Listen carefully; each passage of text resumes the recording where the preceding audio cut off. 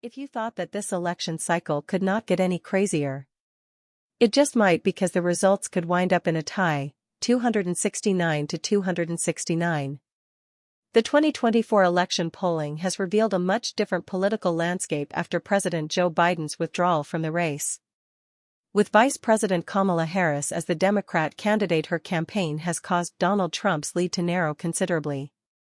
Factoring in Trump's loss in the polls nationwide and in the battleground states, the race is now looking to be very close, potentially resulting in a split in the Electoral College.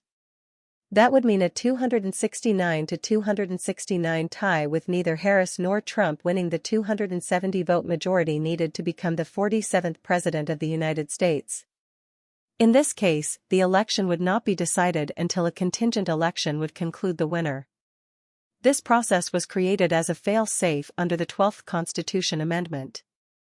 Being adopted as a solution in the case of a tie in the Electoral College, it is not without a complicated process that could spark political tension. The newly elected House members would vote as state delegations. Each state delegation would get a single vote, and a candidate would become president with the support of a majority of 26 state delegations.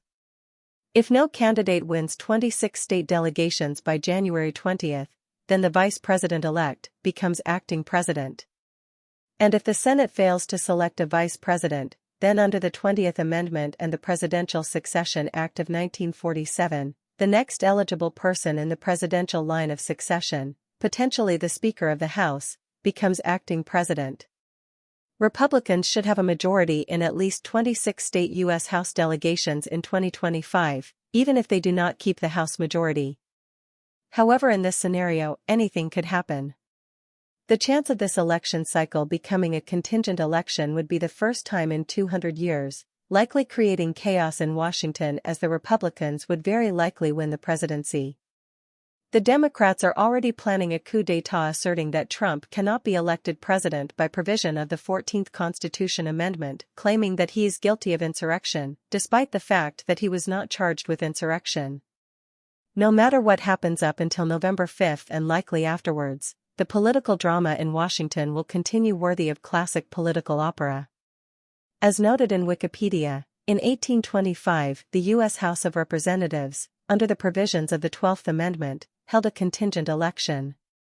On February 9, the House voted with each state delegation casting one vote to elect John Quincy Adams as president, ultimately giving the election to him.